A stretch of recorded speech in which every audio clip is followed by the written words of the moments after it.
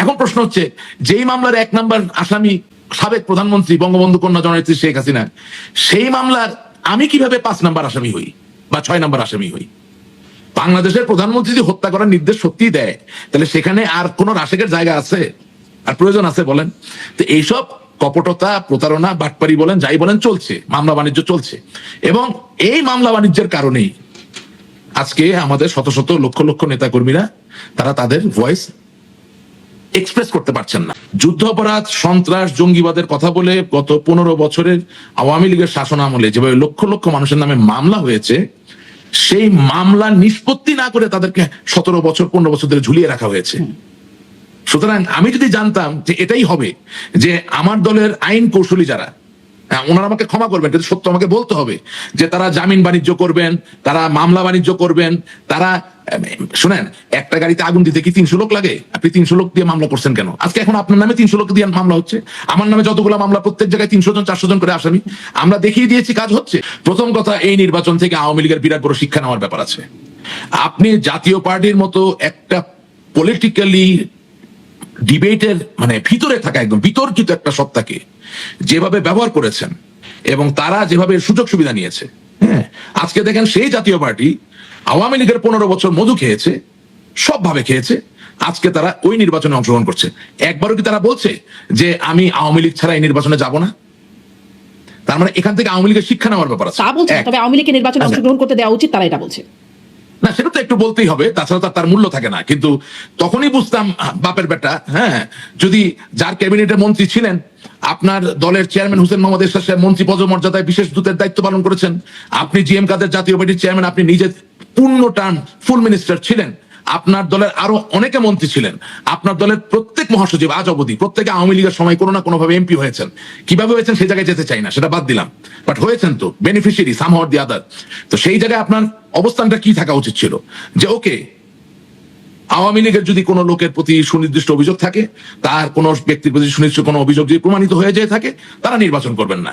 কিন্তু আওয়ামী লীগের মতো জনমানুষের একটা দল, বঙ্গবন্ধুর দল, স্বাধীনতার দল, সেই দল নির্বাচন করে না, আর আপনি 15 বছর তার সাথে ছায়ার মতো চললেন, আজকে আপনি তার জন্য একটা প্রতিবাদ করতে পারেন না। খুবই নির্লিপ্ত চিত্তে বলছেন আওয়ামী লীগ নির্বাচন করলে ভালো হয় বা আওয়ামী লীগের নির্বাচন করা উচিত। এটা আর যাই হোক, আপনি আমাকে যাই বলেন, একজন আওয়ামী লীগের কর্মী হিসেবে I don't accept this at all. এবং আমরা তো যথেষ্ট গভীরের মানুষ, অনেক খবর আমরা রাখি। জাতীয় পার্টি মন্ত্রী থাকুক বা না থাকুক, কি কি সুবিধা নিয়েছে, কোথা থেকে কি পেয়েছে, এভরিথিং ইনশাআল্লাহ আই নো। আমি এগুলো এখন সামনে আনতে চাই না। আমি শুধু চাই আওয়ামী লীগের যারা নেতাকর্মী আছেন, লক্ষ কোটি নেতাকর্মী, তারা এখান থেকে শিক্ষা গ্রহণ করুক।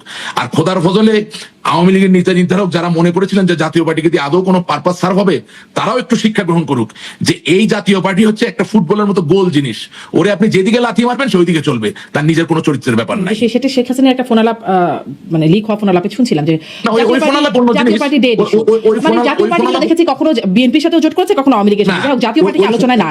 আমি আওয়ামী লীগের অবস্থান নিয়েও জানতে না, একটু আপনি যে ফোনালাপের কথা বলছেন, সেখানে আওয়ামী লীগের সভানেত্রী হিসেবে জাতীয় পার্টির কোনো সাংগঠনিক ভিত্তি নাই, এই ব্যাপারটাই তার কথা ইঙ্গিত বহন করে। কিন্তু জাতীয় পার্টি যে এইভাবে, ওই যে শব্দটা ব্যবহার করলেন পোল্টি, এখন পোল্টি শব্দটা ব্যবহার করবেন, এইভাবে যে পোল্টি দিতে পারে, এটা তো আর শেখ হাসিনা বুঝতে পারেন নাই। বুঝতে পারবেন না কেন? বুঝতে পারবেন না, উনি তো জাতীয় পার্টি বিএনপির সাথেও গেছে, জাতীয় পার্টি জোট করেছে। জি, এখন বুঝতে পারছেন, আচ্ছা, তখন বুঝতে পারেন। আচ্ছা, এবার এই পোল্টিটাকে আওয়ামী লীগও দিল কিনা, যখন দেখছি যে বেগম জিয়ার মৃত্যুর পরে যে শোক বার্তা শেখ হাসিনা আওয়ামী লীগ সভানেত্রী এবং তার পুত্র সচিব অজয় জয়ের কাছ থেকেও আসছে, এবং তখন আসলে সামনে ওই বিষয়গুলো সব এখন ভাইরালও করা হচ্ছে, সব বক্তব্যগুলোকে একসাথে করে যে কিভাবে তার অসুস্থতা বা তার মরণাপন্ন অবস্থা নিয়ে একরকম তাচ্ছিল্যই করা হচ্ছে, মরি করে, বয়স তো 80 হয়েছে, এখন তার জন্য এত কান্নাকাটি করে কি লাভ, এরকম বক্তব্য আরো অনেক কিছু আসলে এখন খুব গণমাধ্যমে, সামাজিক যোগাযোগ মাধ্যমে বিশেষ করে খুব চলছে। এটাও কি একরকম অবস্থানের পরিবর্তন, যদি ভালোভাবে বলি, আর নেতিবাচক ভাবে বললে? না, অবশ্যই না। কোন জাতীয় নেতার মৃত্যুতে আরেকজন জাতীয় নেতার শোক জানাবেন, এখানে ওই আপনি যে শব্দ ব্যবহার করার চেষ্টা করছেন বা যা খুঁজে পাওয়ার চেষ্টা করছেন, এটা খুঁজে পাওয়ার কোনো সুযোগ নাই। বরঞ্চ আমি মনে করি, যদি উনি বেগম খালেদা জিয়ার প্রতি শোক জানান এবং সেখানে যদি সংহতির কিছু খুঁজে পান, বা সেখানে ঐক্যের জন্য যদি এতটুকু ছিটাফুটা খুঁজে পাওয়া যায় যে ঠিক আছে, কিছু ঘটনা কিছু ক্ষেত্রে মানুষ কাছাকাছি আসতে পারে, সেটা কাছাকাছি আসতে দেওয়াই উচিত। কারণ আর যাই হোক, আজকে তো বলতে দ্বিধার কিছু নাই, আওয়ামী লীগ বঙ্গবন্ধুর দল, স্বাধীনতার দল, তাই না? ঠিক একইভাবে মেজর জেনারেল জিয়াউর রহমান বিএনপির প্রতিষ্ঠাতা, তিনি তো বীরুত্তম ছিলেন, বঙ্গবন্ধু তাকে বীরুত্তম দিয়েছেন এবং তিনি স্বাধীনতা যুদ্ধ করেছেন। হ্যাঁ, এটা বাস্তব। এবং এটাও সত্য যে বিএনপিতে লোক হাজার হাজার মুক্তিযোদ্ধারা আছেন সক্রিয়ভাবে। সুতরাং তারা তো মুক্তিযুদ্ধকে অস্বীকার করেন না। জামাত ইসলামী যেভাবে মুক্তিযুদ্ধকে অস্বীকার করছেন, যেভাবে ইতিহাসটাকে বিকৃত করে ফেলার চেষ্টা করছেন, যেহেতু বিএনপি সেটা করেন না, আমি তো মনে করি যে মানুষের মৃত্যু অবধারিত সত্য। কুল্লু নাফসিন যায়কাতুল মউত, প্রত্যেকটি জীবিত প্রাণের মৃত্যুর আশ্বাস গ্রহণ করতে হবে। এই যখন সত্য, সেই জায়গা থেকে আল্লাহ তাআলার এই যে পরম সত্য, এর মধ্যে দিয়েও যদি ভালো কিছু আসে, সেটা হতে দেওয়া উচিত আমাদের। সেটাকে সন্দেহের জায়গায় নেওয়াটা ঠিক হবে না। কারণ আমি যদি আপনাকে উল্টা প্রশ্ন করি যে আমার নেতৃত্বে একদিন মৃত্যুবরণ করবেন, তিনি মৃত্যুবরণ করলে কি জনাব তারেক জিয়া শোক জানাবেন না? আমি বিশ্বাস করি জানাবেন। আপনি কি মনে করেন না যে বেগম খালেদা জিয়া মৃত্যুবরণ করার আগে যদি আল্লাহ তাকে হায়াত দারাজ করুক, উনি যদি মারা যেতেন, তাহলে তার জন্য কি বেগম খালেদা জিয়া শোক জানাতেন না? জানাতেন। সুতরাং সবকিছুকে নিয়ে রাজনীতির ছাঁচে ফেলার কোনো প্রয়োজন আছে বলে আমি জানি না, প্রয়োজন আছে বলে আমার মনে হয় না। আর তার থেকে বড় কথা কি, এখন তো ভাইরালের যুগ। সব আপনি বলেছেন সঠিক না, এটা ঠিক। যতটুকু খারাপ বলেছেন সেটা কোনোদিন হারাবে না, বারবার ঘুরে আসবে। এখন সেটা তো যিনি বলেছেন তাকে সেই রেসপন্সিবিলিটি নিতে হবে। মানে আপনিও বলেছেন এর আগেও একদিন, আমিও বলেছি, আমি এখনই বলতে চাচ্ছিলাম যে আমি নিজেও বলেছি। হ্যাঁ, আমি নিজেও বলেছি। হ্যাঁ, আমি এমন সব কথা বলেছি যেগুলো হয়তোবা আমি যদি ভবিষ্যৎ দেখতে পারতাম বলতাম না। আমি যেসব কথা বলেছি আমি হয়তোবা যদি বুঝতাম যে এর মাঝে তন্ত্রকতা আছে, এর মাঝে প্রতারণা আছে, এর ভিতরে অসততা আছে, কপটতা আছে, আমি বলতাম না। অবশ্যই আমি বলতাম না।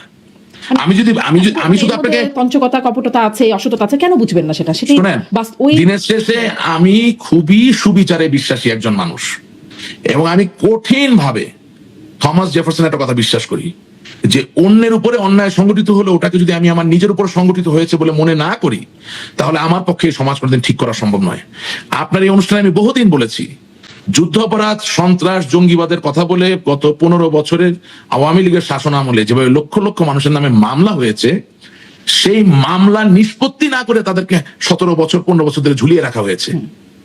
সুতরাং আমি যদি জানতাম যে এটাই হবে, যে আমার দলের আইন কৌশলী যারা, ওনারা আমাকে ক্ষমা করবেন কিন্তু সত্য আমাকে বলতে হবে, যে তারা জামিন বাণিজ্য করবেন, তারা মামলা বাণিজ্য করবেন, তারা শুনেন, একটা গাড়িতে আগুন দিতে কি 300 লোক লাগে? আপনি 300 লোক দিয়ে মামলা করছেন কেন? আজকে এখন আপনার নামে 300 লোক দিয়ে মামলা হচ্ছে, আমার নামে যতগুলো মামলা, প্রত্যেক জায়গায় 300 জন 400 জন করে আসামি। আমরা দেখিয়ে দিয়েছি কাজ হচ্ছে। তো ঘটনা হচ্ছে যে অনেক ব্যাপারে অনেক কথা হয়তো আমি বলতাম যদি আমি বুঝতে পারতাম যে সেখানে ফ্যাক্ট এটা ছিল। যখন আপনি বলছিলেন তখন কিন্তু ইতিমধ্যে এই ফ্যাক্ট গুলো চলছিল যে 300 জনের নামে মামলা। এই ফ্যাক্টগুলো, হ্যাঁ, এই ফ্যাক্টগুলো যেমন ছিল, এখন আপনাকে দায়িত্ব নিয়ে বলছি যে আমার যে ইউটিউব চ্যানেল আছে রাশেক রহমান নামে, সেখানে 2500-এর মতো আমার টক শো এবং লাইভ বক্তৃতা সব রাখা আছে, ওখানে গিয়ে দেখবেন। আমি এই কথা বারবার বলছিলাম যে আইনমন্ত্রী আনিসুল হক সাহেবের উচিত বাংলাদেশের 64 জেলার প্রধান সরকারি আইন কৌশলী যারা আছেন তাদেরকে ডেকে বলা যে আমাকে হাল নাগাদ করে হিসাব দাও যে কয়টা মামলার বিচার কার্য সম্পন্ন হয়েছে, কয়টার জামিন বাতিল হয়েছে বা কয়টার জামিন এখন আছে। এই চাপটা দিলে কি হতো, আজকে যেসব লোকরা প্রতিশোধ নিচ্ছে আমাদের উপরে, তাদের একটা বিরাট বড় অংশই প্রতিশোধ নিত না। এটাই বাস্তবতা, এটাই রিয়ালিটি। এবং আমি আপনাকে বলি, অন রেকর্ড আপনার প্রোগ্রামে আমি বলছি যে আমি তো আপনার জুলাই মাসের 16 তারিখ থেকে আমি দেশের বাইরে, আমি আমার ব্যক্তিগত কাজে দেশের বাইরে গিয়েছিলাম, আমি আসতে পারিনি, রাইট? অথচ আজকে 19টা হত্যা মামলার আমি আসামি, এবং প্রত্যেকটা মামলায় 300-400 জন করে আসামি। এখন প্রশ্ন হচ্ছে, যেই মামলার 1 নাম্বার আসামি সাবেক প্রধানমন্ত্রী বঙ্গবন্ধু কন্যা জননেত্রী শেখ হাসিনা, সেই মামলার আমি কিভাবে 5 নাম্বার আসামি হই বা 6 নাম্বার আসামি হই? বাংলাদেশের প্রধানমন্ত্রী যদি হত্যা করার নির্দেশ সত্যি দেয়, তাহলে সেখানে আর কোন রাশেকের জায়গা আছে, আর প্রয়োজন আছে বলেন? তো এইসব কপটতা, প্রতারণা, বাটপারি বলেন, যাই বলেন, চলছে, মামলা বাণিজ্য চলছে। এবং এই মামলা বাণিজ্যের কারণেই আজকে আমাদের শত শত লক্ষ লক্ষ নেতা কর্মীরা তারা তাদের ভয়েস এক্সপ্রেস করতে পারছেন না। এবং বাস্তবতা হচ্ছে আমরা এখনো একটা রকমের প্রতিশোধের শিকার হচ্ছেন। তখন যদি এরকম মামলা বাণিজ্যগুলো না হতো বা মানে ভুয়া মামলাগুলো না হতো, তাহলে হয়তো এরকম হতো না। মানে এই প্রতিশোধটা কি সামনে বন্ধ হবার ইঙ্গিত দেখেন? ধরেন আপনারাও বলেন, আপনাদের নেতাদের সাথে যখন আমি প্রশ্নটা করি, যখন আপনাদের নেতাদের সাথে কথা হয়, তখনও আপনারা বলেন যে আসলে সেই 15 আগস্ট বেগম জিয়ার জন্মদিন পালন, 21 আগস্ট তার একটা ক্ষোভ, রাগ, সেটির একটা বহিঃপ্রকাশ তো ছিলই। তার প্রেক্ষিতে আবার একটা রকম অবস্থা এখন যখন তারেক রহমান দেখা যাচ্ছে, তারেক রহমানের বক্তব্যের মধ্যে সবাই বলছেন একটা পরিমিতি বোধ দেখা যাচ্ছে। ধরুন তিনি যখন জানা যায় কথা বলছেন, ওই 2 লাইন মায়ের জন্য সন্তান হিসেবে তিনি ক্ষমা চাইছেন বা ঋণ থাকলে, খুব সাধারণভাবে সন্তান হিসেবে যা বলেন, মানে তার বক্তব্য থেকে সামনে কি মনে হচ্ছে যে একটা এই প্রতিশোধের জায়গা থেকে একটু সরে আসার মতো অবস্থান তৈরি হচ্ছে? আচ্ছা, আমি আপনাকে জিনিসটা একটু ভেঙে বলতে চাই। এখন বেগম খালেদা জিয়া 15 আগস্টে কেক কাটেন, অবশ্যই এটা আমি সমর্থন করি না, অবশ্যই আমি এটা সমর্থন করি না। কিন্তু বেগম খালেদা জিয়া 15 আগস্টে সমর্থন করে বলে ঠাকুরগাঁয়ে রহমত নামে কোন বিএনপির সমর্থককে আপনি মামলা দিবেন, সেটা কি আপনি মেনে নিবেন? সেটা কি করা যায়? নিশ্চয়ই না। 21 আগস্ট গ্রেনেড হামলা অবশ্যই আমি মানি না, এটা বঙ্গবন্ধু কন্যা জননেত্রী শেখ হাসিনাকে হত্যা করার চেষ্টাই তো, কোনো সন্দেহ নেই এই বিষয়ে।